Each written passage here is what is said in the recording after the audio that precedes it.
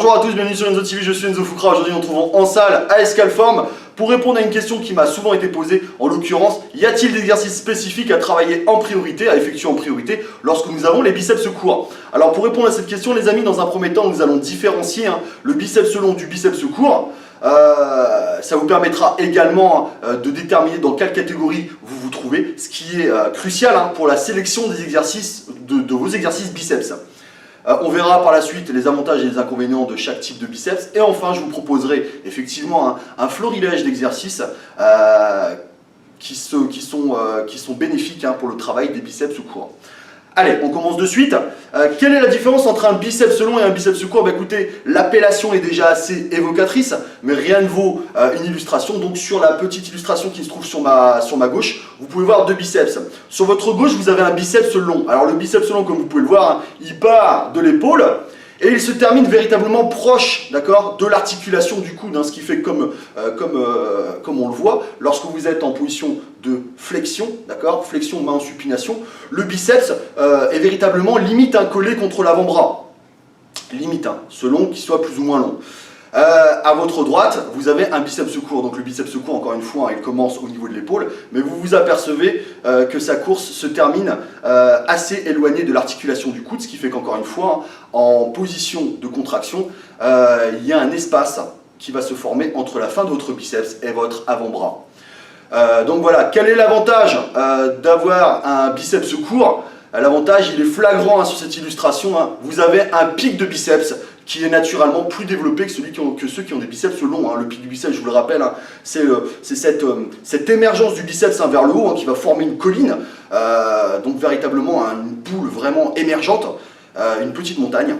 Donc voilà, qui fait que votre bras en mode contraction paraît beaucoup plus gros. Le désavantage, on va plutôt parler de l'avantage du biceps long. L'avantage du biceps long, c'est de par la longueur du muscle, d'avoir un potentiel de développement supérieur au biceps court. L'inconvénient, le désavantage du biceps long, c'est que vous avez un pic de biceps qui est moins développé que le biceps court. Donc voilà. Donc vous avez des biceps courts, c'est pas une tare en soi. Disons que maintenant, effectivement, en position relâchée, votre biceps paraîtra moins volumineux que quelqu'un qui a les biceps longs. Donc le but, ça va être de combler cet espace que vous avez entre le biceps et votre avant-bras. On ne peut pas allonger un muscle, je l'entends encore trop souvent. On ne peut pas allonger un muscle, on ne peut pas changer les insertions, les terminaisons que Dame Nature nous a données à la naissance. Par contre, on peut composer avec en travaillant des muscles annexes. Alors, quel muscle travailler pour véritablement combler cet espace et donner véritablement un galbe supérieur à votre biceps court. Alors il y a deux muscles à travailler, c'est le long supinateur et le brachial antérieur. Alors le long supinateur, on en a déjà parlé, c'est ce muscle de l'avant-bras qu'on voit clairement lorsque vous mettez votre avant-bras à 90 degrés. Là, c'est ce muscle-là, c'est le muscle le plus volumineux de l'avant-bras. Comme vous pouvez le voir, lorsqu'il sera bien développé, il va véritablement combler cet espace que va provoquer malheureusement vous donner votre biceps court. Donc ce sera le premier muscle à travailler en priorité. Le deuxième muscle, ce sera le brachial antérieur. J'en parle souvent parce que c'est un muscle qui est souvent délaissé. Alors que vous devez travailler votre brachial. Le brachial, il est souvent oublié, alors que c'est un muscle qui est bien développé, qui va vous donner un galbe et une masse énorme. Alors le brachial antérieur va non seulement promouvoir le pic du biceps, intéressant notamment pour les personnes qui ont des biceps longs, puisque je vous le rappelle, on a un pic de biceps inférieur à ceux qui ont des biceps courts, donc intéressant pour vous, mais également intéressant pour les personnes qui sont munies pourvu de biceps courts. Le brachial antérieur, je vous le rappelle, c'est ce muscle situé entre le biceps et le triceps qui va non seulement donner de l'épaisseur à votre bras, à votre biceps, mais également promouvoir le pic, en l'occurrence bien développé. Il contribuera également à combler cet espace entre votre biceps et votre coude. Donc voilà, on résume. Pour ceux qui ont des biceps courts, travailler, mettre l'accent sur le long supinateur et le brachial antérieur. Alors quel exercice se prête à remplir cet objectif? Premier exercice.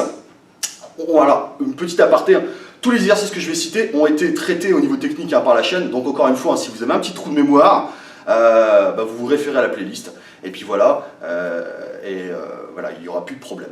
Donc premier exercice, un incontournable pour le travail du long supinateur et du brachial antérieur, le curl halter prise marteau. Celui-là doit faire absolument partie de votre arsenal de travail des biceps, encore une fois si vous avez les biceps courts, mais aussi biceps longs, hein. Mais là on parle de la priorité aux biceps courts. Donc curl halter prise marteau, un incontournable. Deuxième exercice, encore une fois qui va solliciter surtout le long supinateur mais également le brachial antérieur, nous avons le curl inversé ou reverse curl. Enfin, troisième exercice, cette fois-ci on mettra l'accent principalement sur le brachial antérieur, l'indémodable, le curl pupitre. D'ailleurs, il y a une variante qui est assez intéressante aussi à faire, hein. Si vous voulez travailler le curl pupitre pour le brachial antérieur, mais également solliciter le long supinateur, vous n'avez juste qu'à changer la prise, hein. C'est-à-dire qu'au lieu de faire un curl pupitre en prise supination, vous avez juste à prendre votre barre en prise pronation. Ce qui fait qu'en fait, vous allez faire grosso modo un reverse curl, mais au pupitre. Très intéressante comme option. D'ailleurs, je tâcherai de la traiter au niveau technique sur la chaîne. Et enfin, je garde le meilleur pour la fin parce que c'est mon petit chouchou. Pour le travail du brachial antérieur, hein, comme tout exercice d'ailleurs où les coudes seront à l'avant du corps, nous avons le curl spider, hein. Ça c'est mon chouchou parce que c'est l'exercice au niveau du brachial que je ressens le mieux. Mes clients le trouvent extraordinaire aussi, je vous invite à le faire. Donc voilà, le curl spider très bon pour le brachial antérieur. Je tiens à signaler, à préciser que ça ne veut pas dire que vous ne devez faire que ces exercices, hein, mais je vous encourage fortement à les intégrer, encore une fois, hein, dans votre panel d'exercices pour le travail des biceps. Donc voilà, amis et confrères biceps longs, rappelez-vous, hein, nous devons acquérir ce pic de biceps que nos amis biceps courts ont naturellement. Donc je vous invite, hein, à vraiment mettre l'accent sur le travail du brachial antérieur, hein, qui est encore une fois trop souvent oublié. Donc voilà, donc curl pupitre et curl spider. Surtout le curl spider. Je prêche pour ma paroisse. Donc voilà, bah écoutez les amis, cette vidéo est terminée, j'espère qu'elle vous a plu, hein. Si c'est le cas, n'hésitez pas, abonnez-vous à la chaîne et mettez un petit pouce bleu, ça fait toujours plaisir. Je tiens à remercier mon sponsor, Univers Protéines, hein. Je vous invite d'ailleurs à visiter leur boutique de compléments en ligne, Univers Protéines, qui vous offre moins 10% sur chacune de vos commandes avec le code qui s'affiche dès à présent. Donc merci à eux et merci pour la confiance qu'ils nous portent. Pour ma part, on se retrouve la semaine prochaine pour une vidéo. On va continuer le dossier, hein, de mes méthodes préférées, hein. Cette fois-ci, on attaquera une méthode pour la force. Donc voilà, d'ici là, je vous souhaite de très très bons entraînements, de bon travail du long supinateur et du brachial antérieur. Vous étiez sur Enzo TV, je suis Enzo Foucra. À la semaine prochaine les amis, bye bye, salut, ciao.